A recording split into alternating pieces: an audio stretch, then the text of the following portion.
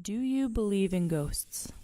Many people do, but some are a little more skeptical than others. We talked to 3 individuals who have experienced these entities firsthand or know of stories. They believe ghosts exist, and we want to prove it to you too. Todd has heard his fair share of stories at the Cat and Fiddle pub in Calgary.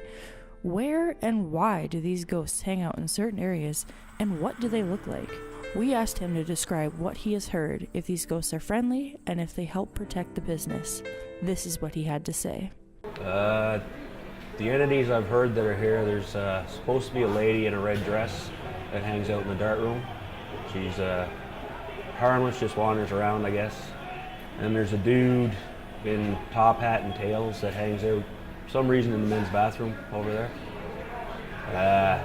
Those are the 2 main ones that people see the most of. There's a crematorium here too, so it was, and where they're hanging out, that was where this was the chapel side. So they had the organ up top there, and they did all the ceremonies on this side, so I figure that's why they hang out in this area.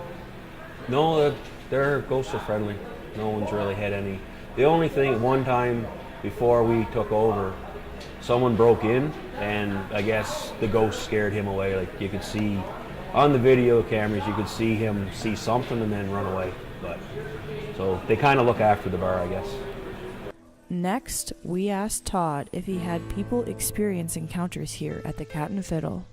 Used to be the cooks. There was a lot in the kitchen. There was some cooks we had that there'd be out of nowhere pots that get thrown at their head, and like just stuff would get knocked off the wall when no one's around.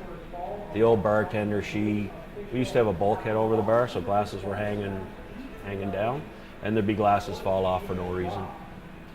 After interviewing Todd at the Cat and Fiddle in Calgary, we got a hold of Valina Swanson, someone who views ghosts as an everyday part of life. We started by asking her about her first encounter, if she has experienced a lot more with entities not from this world, and how she communicates with them. My first experience was I was walking home from school in a back alley, and I passed by this abandoned car, and the windows fogged up, and I saw this handprint like smash against the window. And I asked the lady who lived in the house what was the deal with the car, and apparently a teenage couple had died in there. It was just small stuff at first, like seeing something out of the corner of my eye or something moving. And then come high school, I started getting into using Ouija boards with my friends. And I got addicted to using it to the point where I would use it by myself, which is very dangerous. You never do that. And a lot of weird stuff started happening. I kept getting scratched, pulled out of bed. We understood that Valina was able to see entities. Did this happen at a certain time? And why does she see them? What happened the last time she used an Ouija board?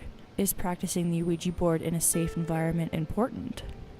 This is what she had to say. It doesn't necessarily happen at certain times. You always see them. And it really only started happening after I hit my head and almost died when I was 6. And I can see them, talk to them, feel them. And most of them are okay. They look just like people, but some of them are very dark and very scary. The most recent one was with my best friend at my house in my room. We started using the Ouija board after doing a ritual to call up any spirits that wanted to talk. And me and her both ended up getting shoved. And apparently I had made this famous demon mad for not talking to him for so long. It has to be very safe, and essentially if you have the resources, you can use witch's salt or protection salt after doing a session and put it on your doorways and your window just to protect anything evil from coming in. Or blue sage and white sage really works to cleanse a place after doing a session to keep it positive. After sitting down with Valina, we got in contact with Whitney, someone who knows about Wiccans and someone who also had a first encounter. This is her story. My first encounter, I believe I was still in elementary. It was a hard day because I believe my parents were fighting that day. So when I went to bed, I woke up like dead of the night, no one else is awake, and there's this figure at the end of my bed. I was weirdly reassured. What do Wiccans do, you might ask? Well, Whitney will tell us one way her friend cleansed herself of negative energy. I need to do my daily cleanse for today because otherwise it's not going to work too well. So I'm going to have to call upon my ancestors and call upon whatever is around me to help me cleanse myself. She had a bunch of pebbles that she'd place in a circle, and when this circle was down, she'd then go around over top, and between the circles would be salt. I guess that you could call it witch salt. So she'd put that in a circle, she'd sit in the middle of it and then burn sage, and then cleanse herself by putting it all around herself. And as soon as she did the sage, she started chanting something. I'm sitting there and she's just chanting away, and then all of a sudden I'm starting to chant with her, and I don't even know what I'm saying. At this point, I just apparently knew what was going on, or my body did, because I was whispering it under my breath. And all of a sudden I see a wind come through the room and whoosh around, and it actually knocked her paintings off kilter. Ghosts walk among us today, whether it be a famous ghost at a bar, the entity in your basement, or the thing you summoned. Ghosts exist in this world. Now, do you believe?